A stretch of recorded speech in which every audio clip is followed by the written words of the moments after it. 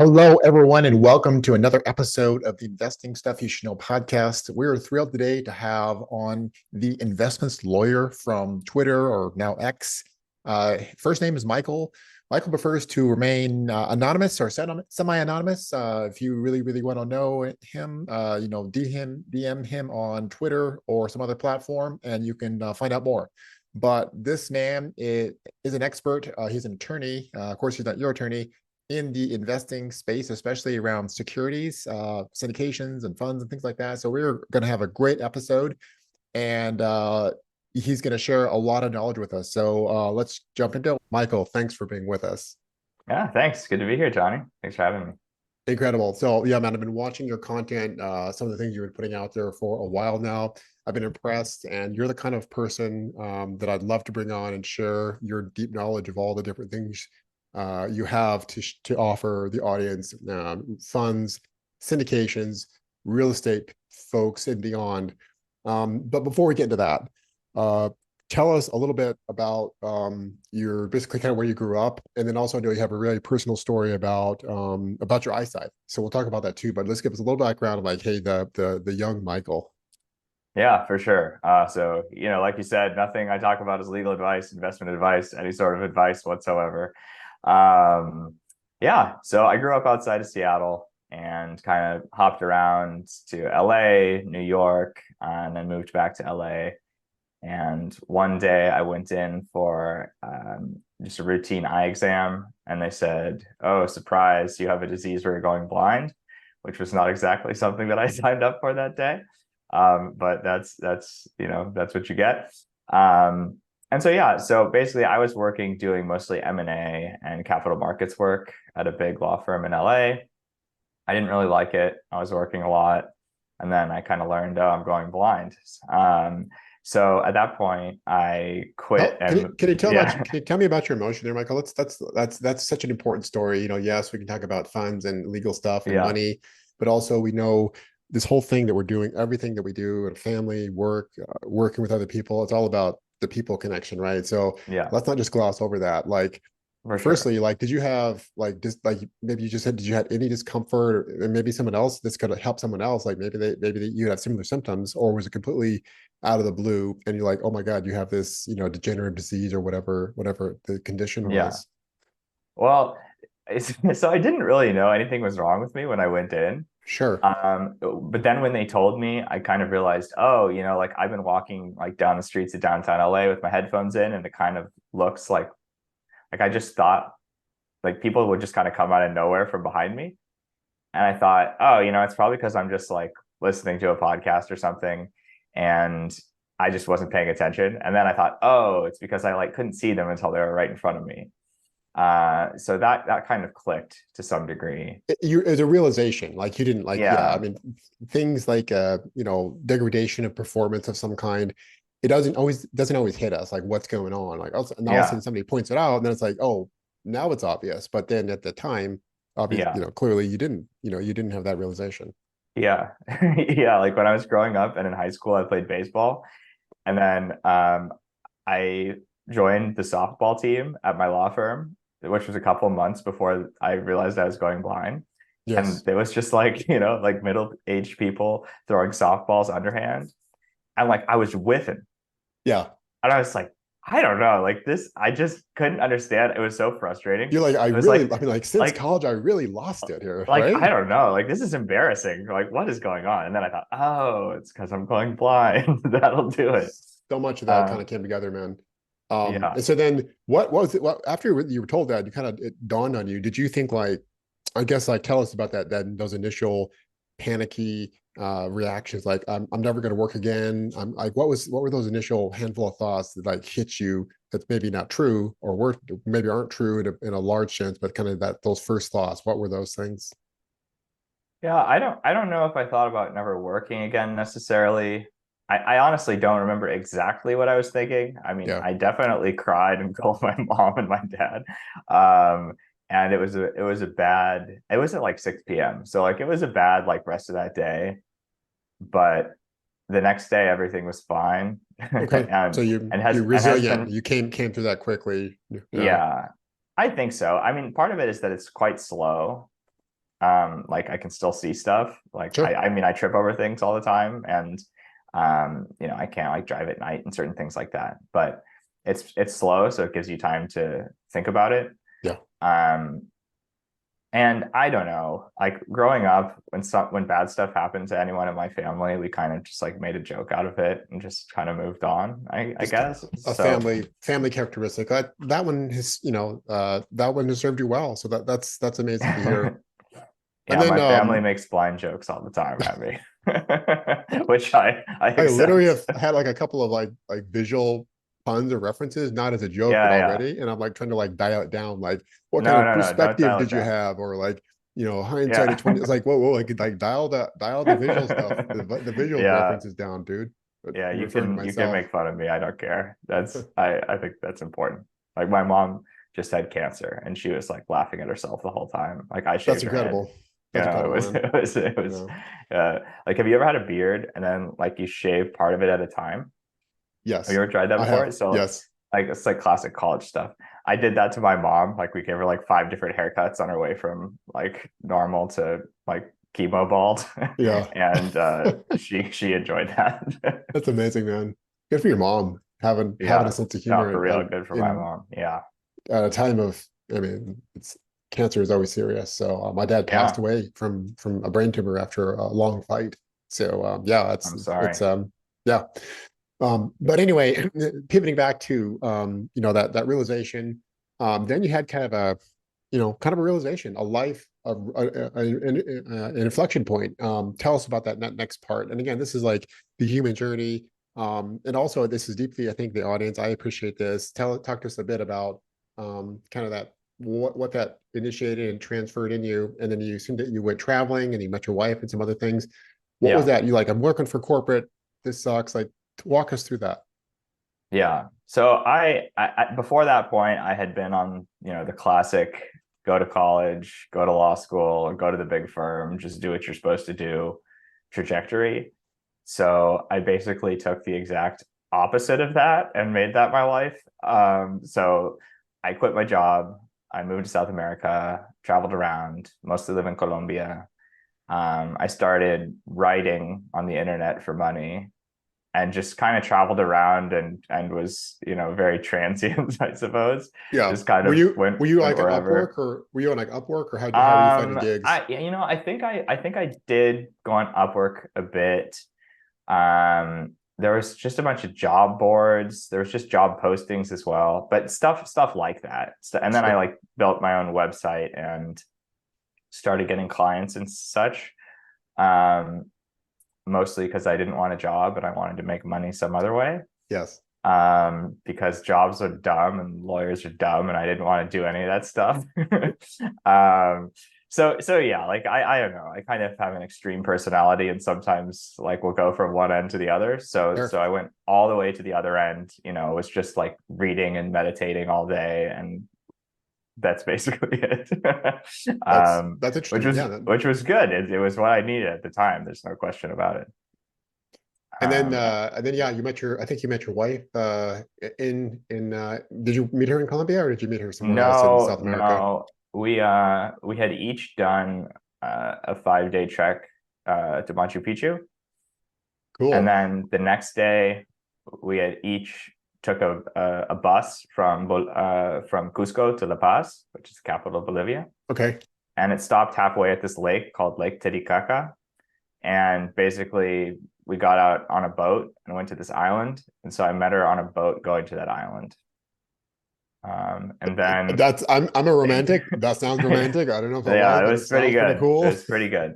Yeah, it was crazy. And then like I didn't see her for like 3 months basically, and then she asked me to go on a date in Brazil. So Oh, then we went nice. to Brazil, Were you but she guys, was I from imagine, were you yeah, guys like keeping in touch, yeah, texting yeah. I or was all like that good texting stuff? every Yeah. day. Yeah. Yeah, and then she grew up in Belgium, so then I moved to Belgium because that's what had to be done.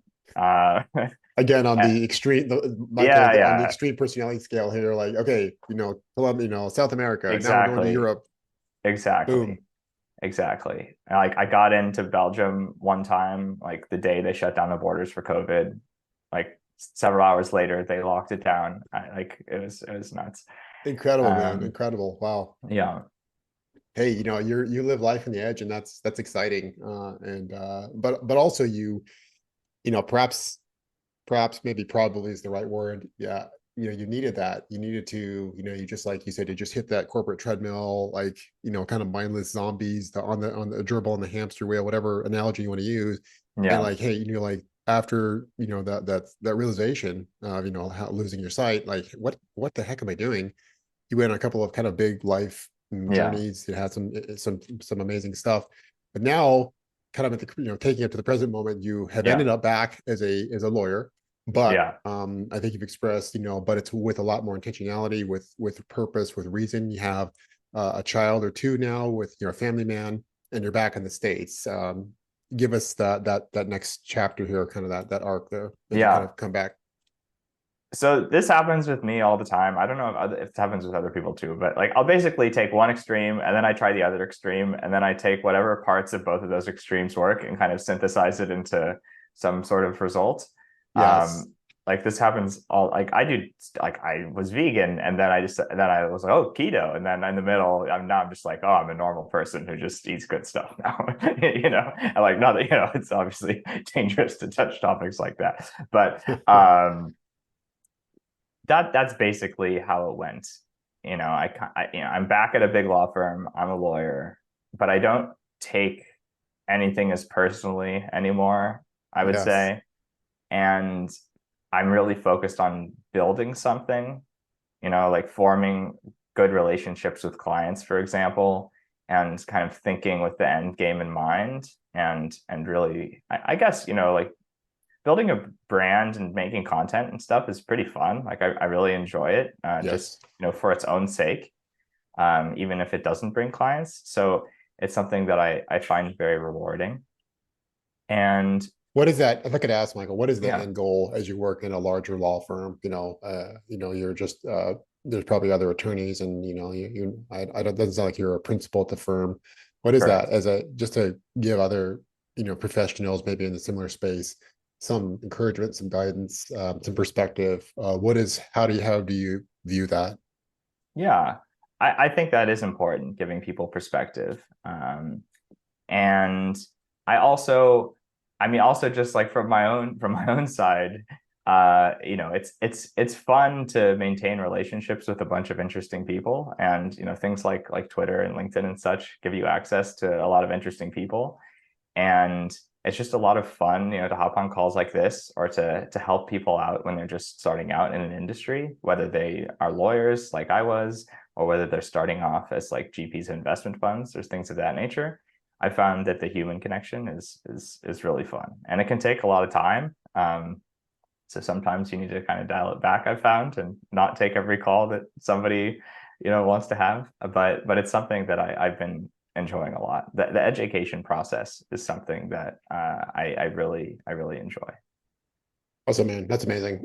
It sounds, if I maybe be presumptuous here, it sounds like you maybe were maybe outwardly, like kind of inwardly focused, like, hey, just where I'm just going to do this thing, inwardly focused. And then you kind of had some life events, and then you're outwardly focused. Now you're kind of giving back. Obviously, you're making an income, working as an attorney, but also like the view now is shifted to building those relationships, helping people, and then sharing those things that you've learned to whoever might get value out of that, might listen, and then kind of there's feedback there that's beneficial to you. is Yeah, that is that a fair absolutely. that kind of a fair summary It there, at is. least It that is. aspect? Yeah. Yeah. Yeah. Yeah. Amazing. Okay, well, that was amazing. Thank you for, kind of stepping through that, and just, again, giving context to the person, Michael, here to for my audience. Let's pivot now to, something about the more serious side. Like, okay, let's get to the meat, Okay, we'll get there. We're gonna get there. Yeah. We know this is just kind of relevant in whether you're a syndicator, a fund manager, or just capital raising space, all those kinds of things. The SEC of recent, August 23rd, actually, has issued some new guidelines. We're just jumping right into the deep stuff here. I know I think you put a post about it out. Can you walk us through it, kind of like talk to us as if we're, 10-year-olds, and you got to explain some things here. Give us Yeah. kind of a rundown, maybe within the next 5 minutes of the different what's changed and what for us as syndicators, fund managers, people that are are not attorneys to kind of like keep in mind as this new landscape unfolds. Yeah. Okay. We're gonna have to start kind of at the beginning of time Hey, we could do for that. funds. Um, so there are lots of different laws that regulate investment funds. One, like for example, there's the Securities Act, there's the Investment Advisors Act, the Investment Companies Act. There's all sorts of acts, and in particular, let's talk first about the Investment Company Act. So the Investment Company Act covers investment companies, as you might have guessed, and investment companies invest in securities. So hedge funds, private equity funds, if you are a real estate fund investing in securities, so like if you're in a real estate fund of funds, for example, or if you're purchasing shares in a REIT, or if you are a passive member in a JV, those are all buying securities. And if your business is investing in securities, then you are an investment company, and then you fall into this act. So if you're actually, Good to set the groundwork and the terms. Yes. yeah, thanks. So if you are an investment company, that's not good. I shouldn't say it's not good, but it's not what any of your listeners want to happen to them. That's like, you're a registered mutual fund. You're like a giant investment company that may be public, and there's a ton of regulation. You have to deal with lawyers a lot. It's the whole thing. It's And, not what your everyday syndicator or fund manager is doing. and we're like, a handful of us, like there's three or four of us or one or two. And like, I'm just a little guy. I have these small investments. Like I don't have, staff, 300 deep behind me, right? It's just like Right, me and a right, handful of people. right, exactly. So all of our clients get some sort of exemption from this law. Like 100% of my clients have an exemption from this law. And so there's a few different exemptions that people use. So one is called 3C1. And this is something that I hear people throwing out all the time. People always make up the number. It's always don't always believe what you hear on the internet, because people will say all sorts of stuff. But the real answer to 3C1 is that you are exempt if you have 100 or fewer investors in your fund. So lots of people say, oh, you can have like approximately 100 investors, or you can have 90. There's all sorts of things people say, but you can have up to 100 investors in your fund. And counting is kind of tricky. So that is something where you probably do want a lawyer, because it's not just like, oh, there's 100 LLCs investing in my fund, I have 100 investors. It's not that easy, unfortunately. Because, for example, Johnny, if you and I formed an LLC just for the purpose of investing in a fund, Yes. then that fund would actually have to count that LLC as two investors for each of Because of us. that one layer deep, there's two Exactly. individuals And in that the within an layers the LLC. layers keep going. Yeah, there's layers all the way down. We could Um, whiteboard this out, get really complicated, but yeah, like we said, yeah. We're we're not trying to going to do that on capture, a crystallize podcast. the kind of the key points for your average, Right. fund manager that's doing a lot of stuff, small, and they're just trying to like take the high level takeaways. But please continue. You're Yeah. doing so good here, man.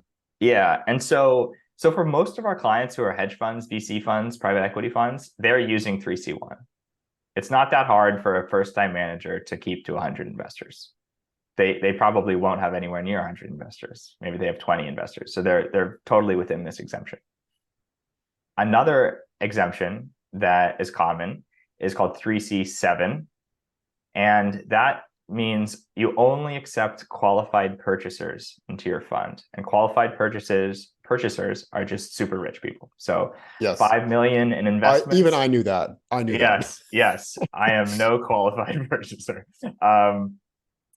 Qualified purchaser has 5 million in investments for an individual, or 25 million for an entity.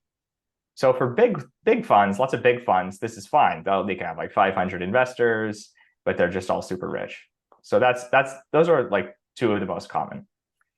And then there's something else for real estate funds, which is called 3C, 5C.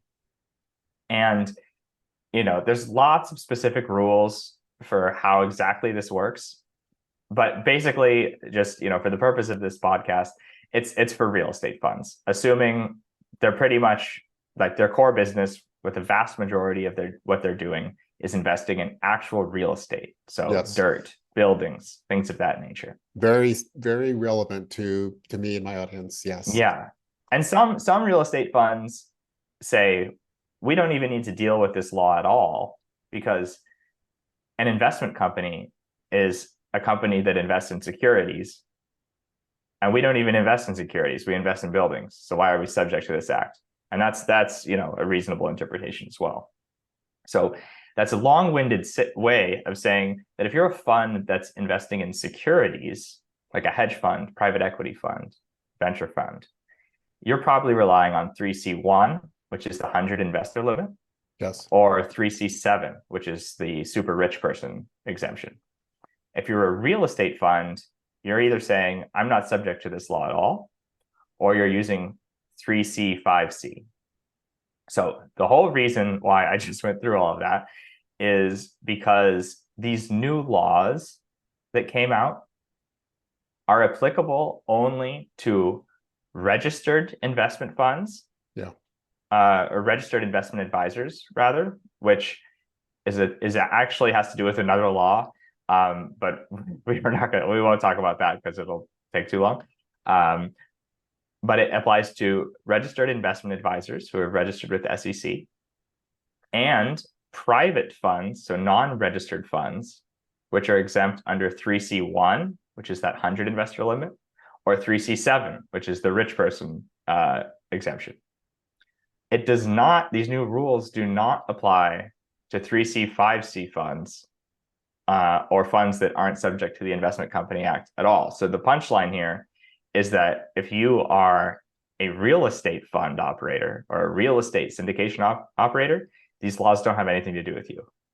So you can skip the rest of the explanation of what's going to happen because it only applies to registered investment advisors or securities funds that are exempt under 3C1 or 3C7. So that's a good takeaway if you're a real estate fund. For sure, man. Absolutely, for sure. So, it's I saw some chatter on I think our some of our messaging boards about the new rules and how it can apply, and there'll be a lot of I'm sure further discussion, and something that caught my ear there. And again, we're not giving legal or financial advice here. Certainly not.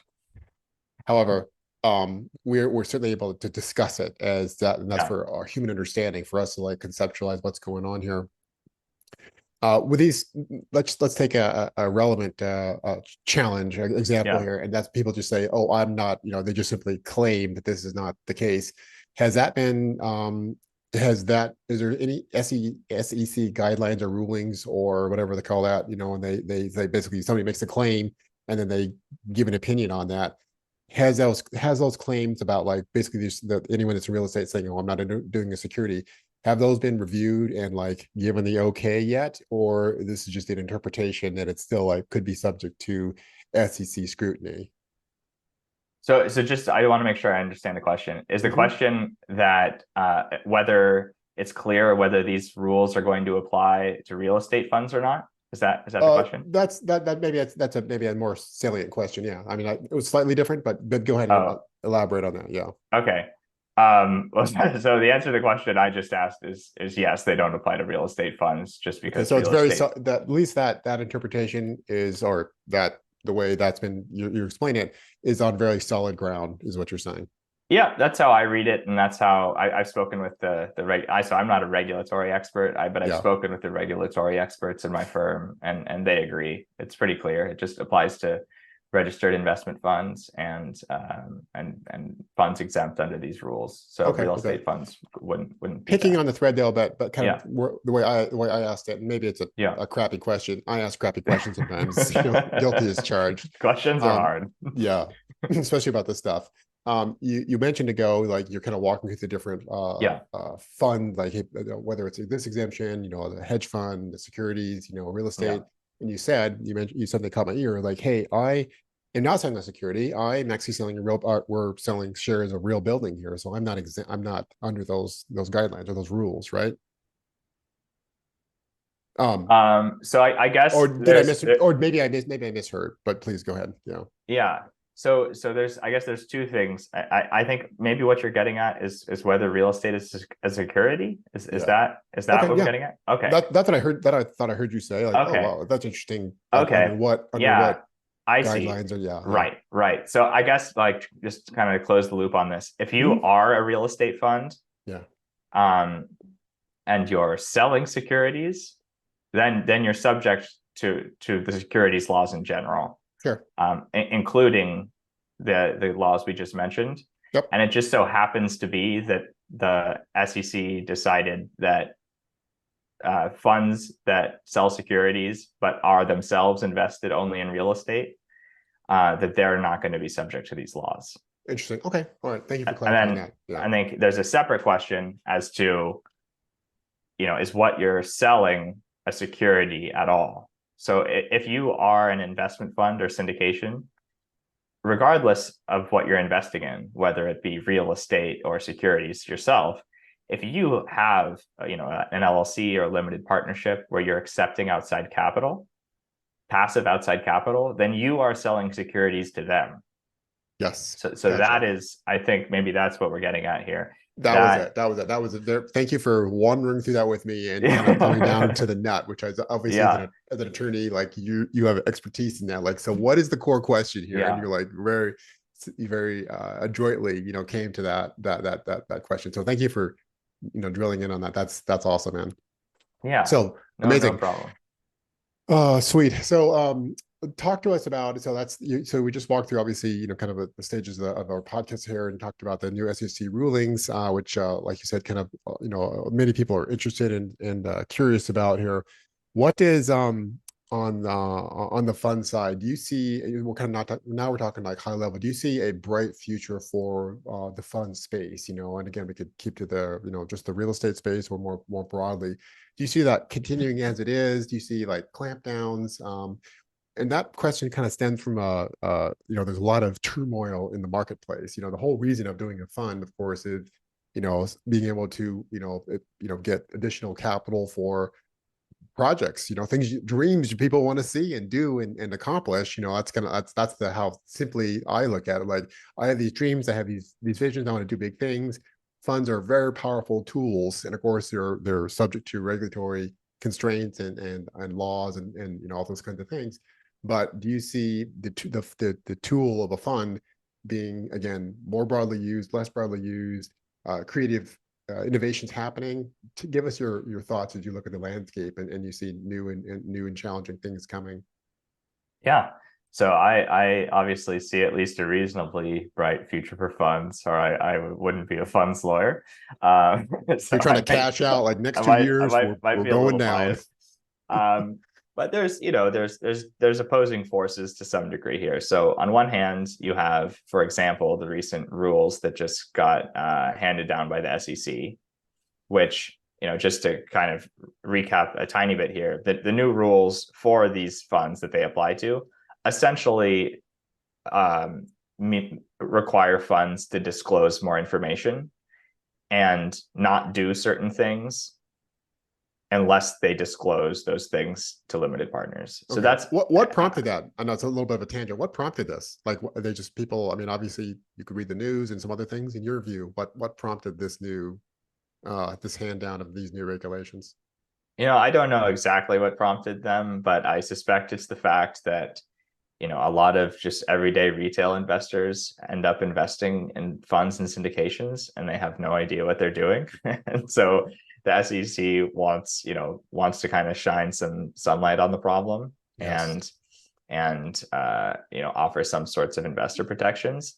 And that And is I that guess, almost like a yeah. proxy of, like, because it's growing in popularity, then they felt that this is some additional buttressing of the rules and some guidelines and some transparency. Does that you think that I plays into think it? so. I mean, Yeah. I don't work at the SEC, so I don't know for sure, but that seems very reasonable. So on the side of, I think funds are going to become more popular and more of a thing. About a little over 10 years ago, they passed the law that enabled 506c, which 506c is If you follow me on Twitter, you're probably tired of hearing about 506c, but 506c is basically a law that allows syndicators and fund managers to raise money publicly. So you can post on Twitter, you can talk about it on this podcast, you can take out advertisements, whatever you want for your fund or your syndication, as long as you verify that each of your investors is an accredited investor. And if you don't do that, then you just have to kind of be quiet about your offering. You can talk to your friends and your friends and your friends of your friends, but you can't post publicly.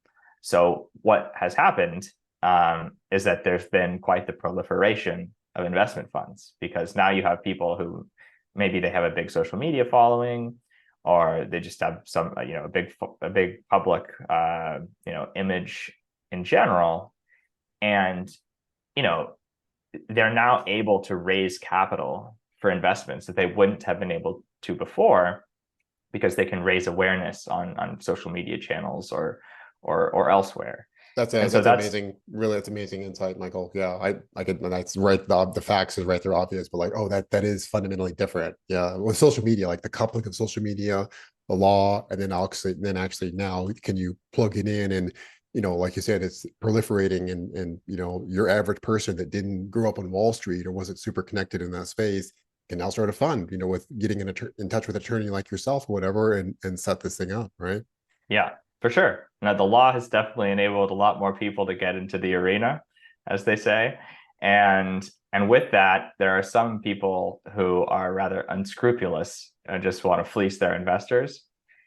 And it's hard for limited partners, hard for passive investors to know what any of this means. Like a lot of investors might not know what a side letter is.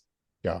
And just to, quickly for the audience, a side letter is a special deal between the GP of a fund or an SPV and a single investor. So I could say, okay, my fund charges 2% management fee, 20% carried interest, but Johnny, I'm only going to charge 10% carried interest for you. So it's like a deal on the side. But and typically there's like some incentive for both sides. Like I'm going to bring, a nice big check, bigger than most of the other incentive. most of the other investors.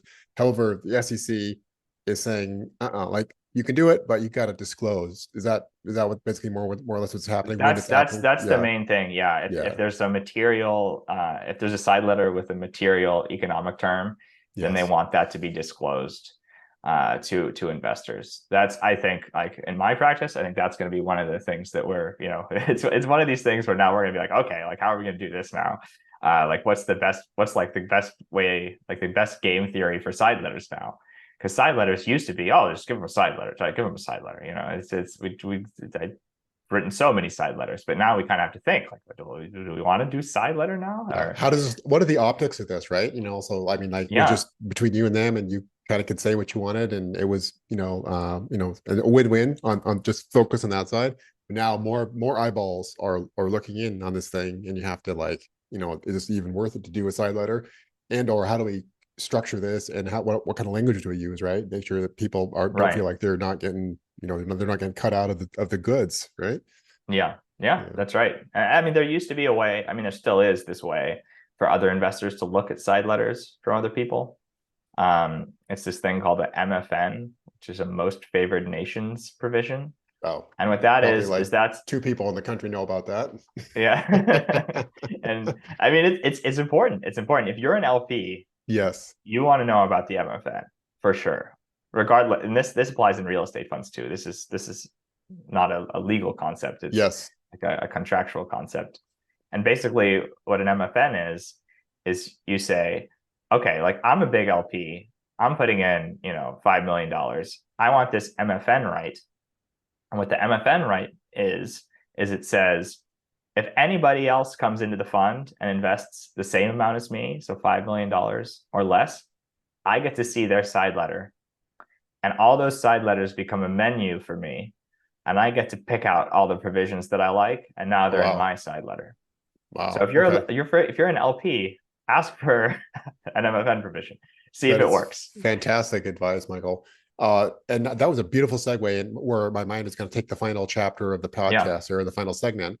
And that is, let's both step into, or you're the guest, you're sharing the good stuff here. Let's step into the shoes of an LP. And like you've said online and even hinted at here a couple of times, it's growing, funds are growing, syndications are growing, very popular, but also they're complicated. There's a lot of structure, there's a lot of rules, there's giant documents, there's private placement memorandums, PPMs, and all these things.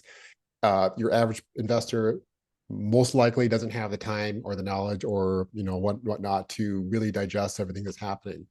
What are your recommendations as a lawyer that's seen so much in the space? What kind of education, what kind of things do they need to understand?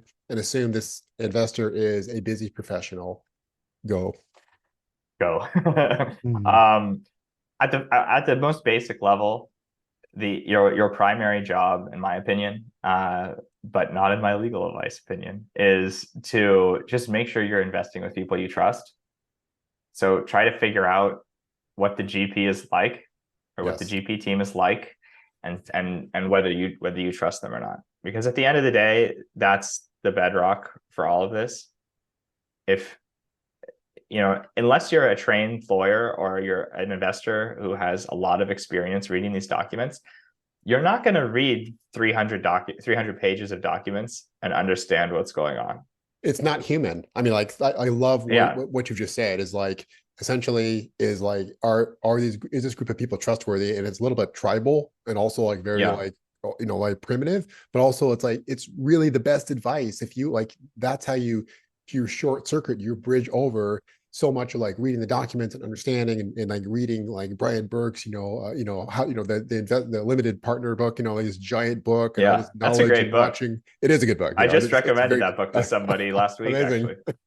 That's a good point. Read that book. Watching like 100 hours of YouTube. Okay, fair enough. So Brian Burke, he does have Yeah, an amazing book. What's the yeah. title again? I'm blanking. The Hands-Off Investor, I That's think. it. That's it. The Hands-Off Investor. It's an It's a incredible great book, book.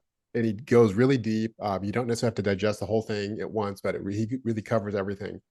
If you have time to read that, incredible. But to Michael's point, if you really are just want to get to, maybe you're super busy, you have a big family, full-time job, and you don't have all the time perhaps to read and understand all these things, the level of trust is your winning hand to play. Trust in a team, someone else that has invested, and you ask them, multiple people, how did this go? Have you had a good experience? Are they communicative? What have been the returns? A set of basic questions to cover a lot of your own time.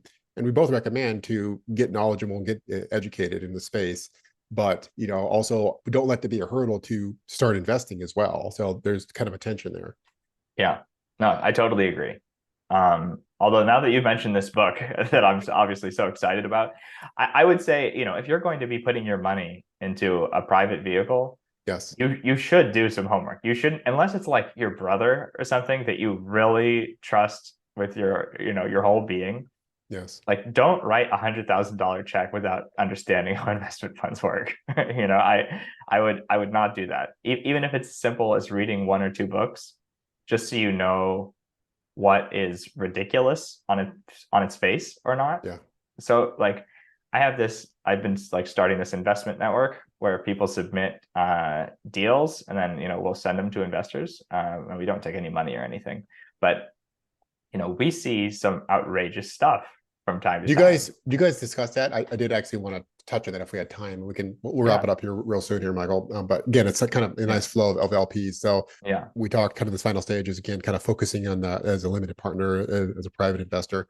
Um, so we talked about kind of a general recommendation of trust, a little bit of like, a nuance there of how much to educate, how much to trust. We recommended a book. And then this final thing that you guys are kind of specially that's kind of something that you've launched is this investor group. Do you guys like tear deals apart? Do you like critique it? Like, what does that look like? Just to give people a sense of when they might Yeah. jump in there. So for us, we just do like a very high level sniff test. Okay. So we're not going too deep. It's mostly, is this ridiculous or not? And sometimes it's ridiculous. And if it's ridiculous, we don't send it through. Otherwise, we do send it through, and LPs can do their own further diligence. But there are certain things that are pretty standard in the investment fund industry. Like, you'll have something like a 2% management fee and a 20% carried interest. I mean, that's why, funds, if you're in the fund space, you've heard the phrase 2 and 20 a million times. And that's just what the most standard fee structure is, which essentially means the GP gets a 2% recurring fee for managing the fund and 20% of the profits. And sometimes you'll see stuff where it's like the GP gets 50% of the profits immediately, or gets like a 4% management fee, which are things that like I've never seen in my job. But that somehow some GPs think that they should be getting away with. And some, I mean, getting away with might be too strong, because it's a marketplace of willing participants. But personally, if I saw a deck with, a 50-50 profit split immediately, Yes. with no pref even, then like I would not feel comfortable sending that to, my sister to look at, for example. So Right we on. basically, we're basically just taking a look. It's not an intensive review. It's not an endorsement or anything, but it's just like, is this absurd or not? And Elaborate more a bit if you would. deals. Yeah, Yeah. elaborate a bit. So where do the deals come from, and what kind of deals are you looking at? Like just anything and Yeah. everything, and then like just It is kind of everything, anything and everything at this where point. do you source them Yeah. from? Where do they come People, from? I have an Airtable forum, and people will submit these deals. It's mostly funds and syndications. We've had actually a few startups. One recently is investing in a new system of propulsion through Awesome. space. So that's pretty Nice. cool. So people like submit this form, and then I have a call with every single one of these GPs, Sure. just to get a sense of who they are. Are they a robot or not? We've had no robots yet, but that doesn't mean I'm not going to keep checking. We're close. Like ask, Yeah, it's like we I actually, have a series of AI trick questions here to make yeah. sure like I can flush this out quickly or not, right? Yeah, I guess I should say I haven't determined anyone to be a robot. Maybe one's been a robot. Yeah. And then we take a look. We take a look at the deck, and I have I have a list of 20 questions, so I can easily see whether anything they said is kind of off market. Sure. And then if the deal is not, doesn't raise any serious red flags, then we'll send the deal to a subset of LPs based on the asset class the LP wants. We make sure that the minimum check sizes align. So if the fund's minimum is 500K, we're not sending it to anybody who has not indicated that they'd entertain a check of 500K. Right. And then there are some other toggles, like if the fund only accepts those qualified purchasers we talked about, the super rich people, we only send it to those LPs. And then that's basically the end for us. We don't take any money. We don't take a cut of anything. We're just kind of connecting people, and then riding off into the sunset and letting them take it from there. So it's really kind of just an informational free service, as opposed to a business at this point. Awesome. Amazing, man. Cool. Well, that's a good place to wrap it up. Anything that you want to share with the audience about what you do, how to connect with you, or anything else you want to share that you're trying to grow or get out there? Yeah, if you want to learn more, I have a YouTube channel, which is just called The Investments Lawyer. I have a Twitter where I'm The Investments Lawyer. It's investing_law. That's basically it. If you know anybody, or if you are looking to raise capital to invest in something, then I'm your guy. And that's about it for me. So good. So good, Michael. Thank you for sharing all that knowledge. We had a wide-ranging discussion. I enjoyed it a lot. We went to good places. We shared good knowledge. We dug into some technical things here, or you did. So that was a lot of fun. So until next time, everyone here at the Investing Stuff You Should Know podcast, thank you for joining. Thank you for participating. And Michael, I'll let you give the final handoff. All right, cool. I don't have anything more to say. I appreciate you having me on, man. Cool. And keep doing what you're doing. Awesome, man. All right, thanks.